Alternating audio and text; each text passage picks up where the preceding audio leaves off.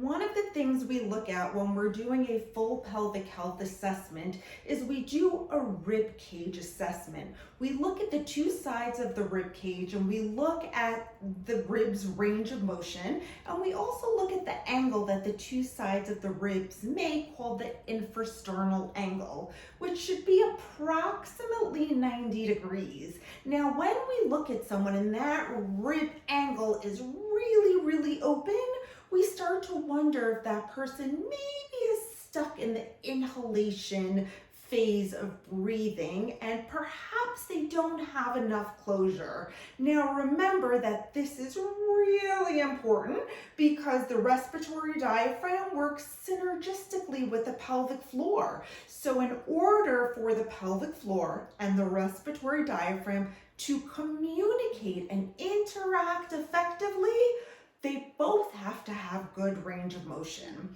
So when someone has a very wide infrasternal angle and we try to get that closure and it just has less springiness or a harder end feel, one of the things we tell them to do is practice breathing with full exhalation. Perhaps even try to make that exhalation twice as long as the inhalation.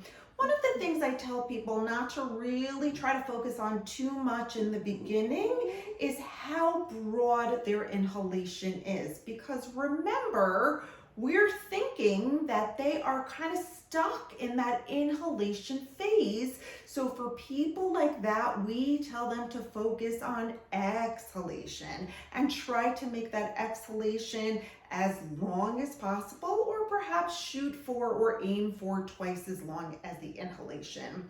One of my tips and tricks that I tell people to do when training rib mobility or rib closure is to cross their arms and try to get their fingertips on the sides of their ribs.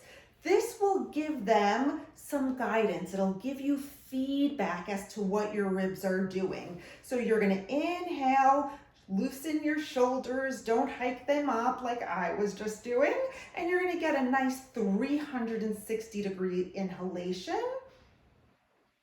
And as you inhale, gently use your fingers to guide those ribs down and in, gliding toward your midline, encouraging them to close.